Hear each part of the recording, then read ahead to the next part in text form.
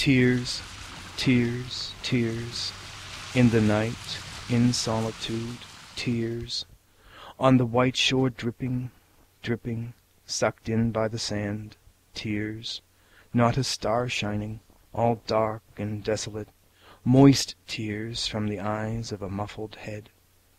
Who is that ghost, that form in the dark with tears?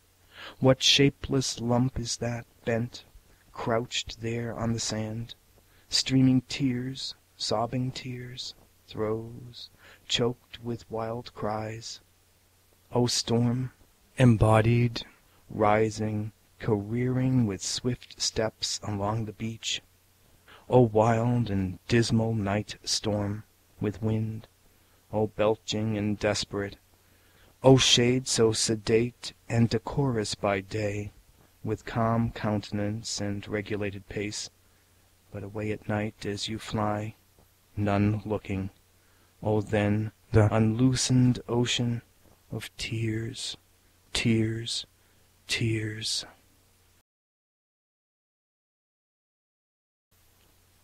Thou who hast slept all night upon the storm, waking renewed on thy prodigious pinions, burst the wild storm, above it thou ascendest, and rested on the sky, thy slave that cradled thee.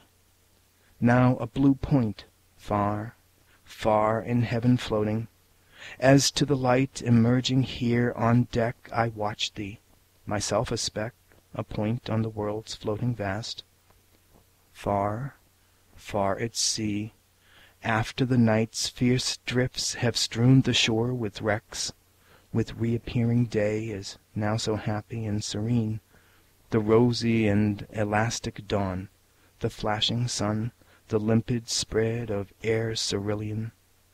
Thou also reappear'st, thou born to match the gale, thou art all wings, to cope with heaven and earth and sea and hurricane, thou ship of air that never furl'st thy sails, days, even weeks, untired and onward, through spaces, realms gyrating.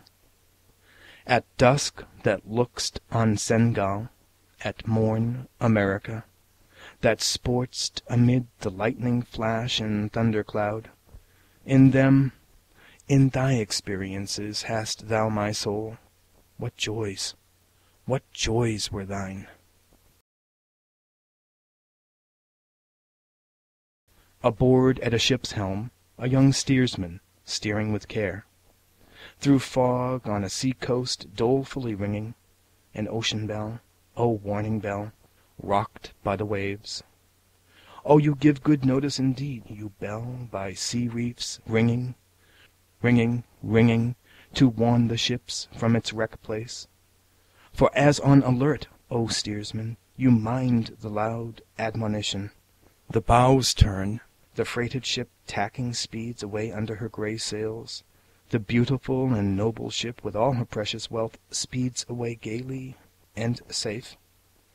But O the ship, the immortal ship, O ship aboard the ship, ship of the body, ship of the soul, voyaging, voyaging, voyaging. On the beach at night stands a child with her father, watching the east, the autumn sky. Up through the darkness, while ravening clouds, the burial clouds, in black masses spreading, lower sullen and fast athwart, and down the sky, amid a transparent clear belt of ether yet left in the east, ascends large and calm the lord-star, Jupiter. And nigh at hand, only a very little above, swim the delicate sisters, Pleiades.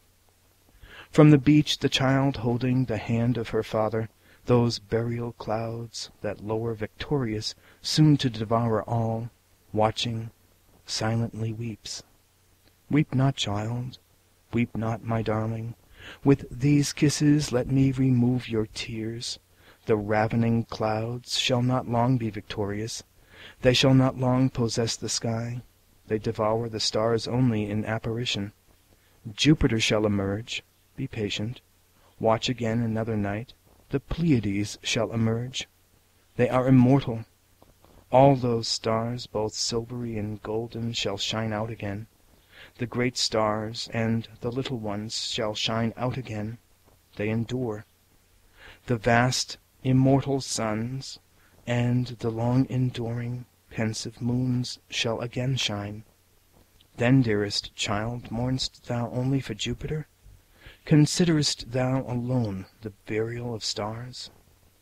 Something there is, with my lips soothing thee, adding, I whisper, I give thee the first suggestion, the problem and indirection. Something there is more immortal even than the stars.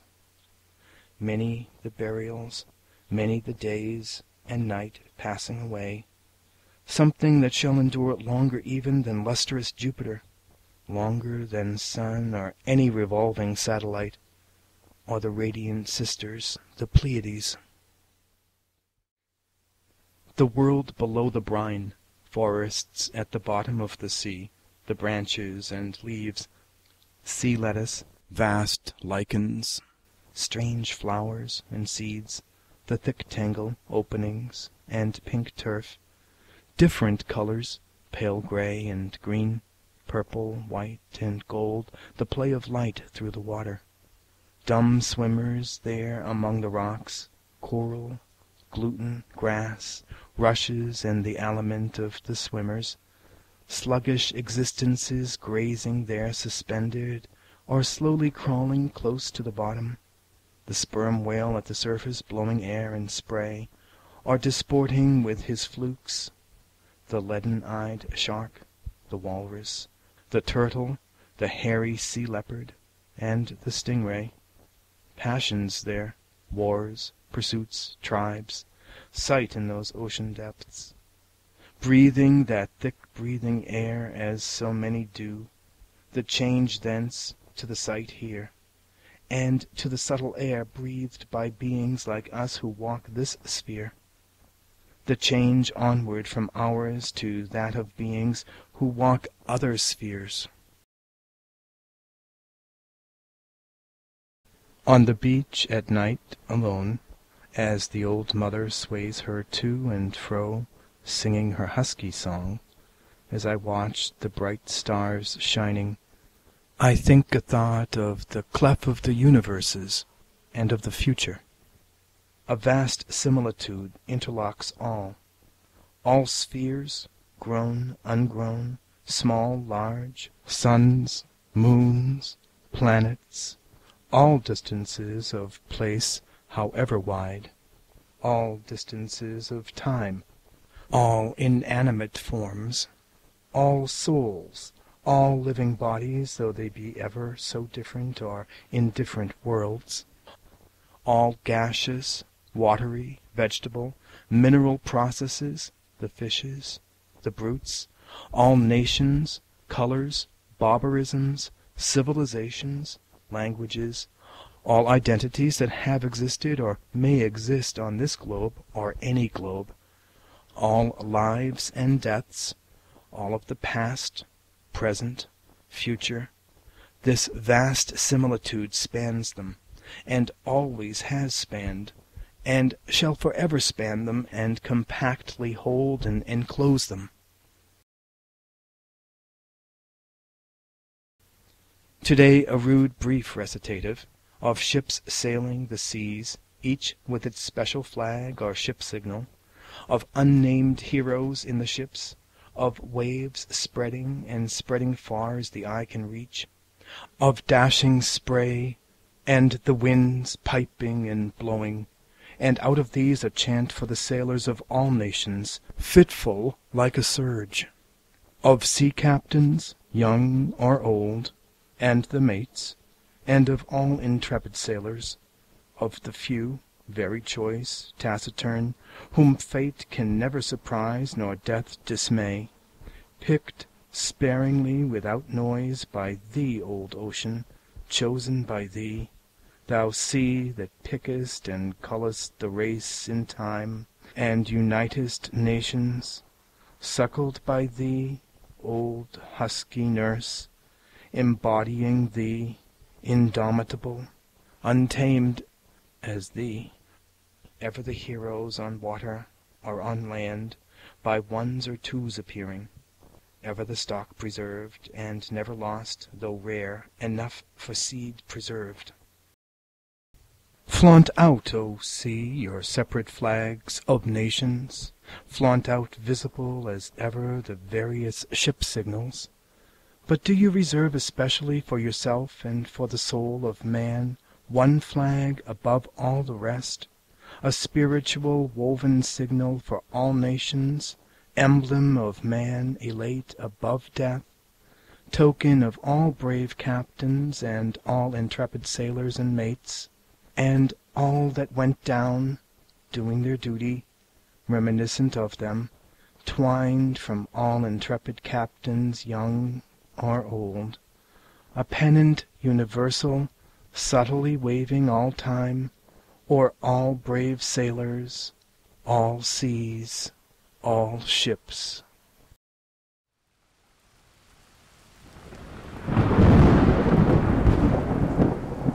Wild, wild the storm, and the sea high running, steady the roar of the gale, with incessant undertone muttering, shouts of demoniac laughter fitfully piercing and pealing, waves, air, midnight, their savagest trinity lashing.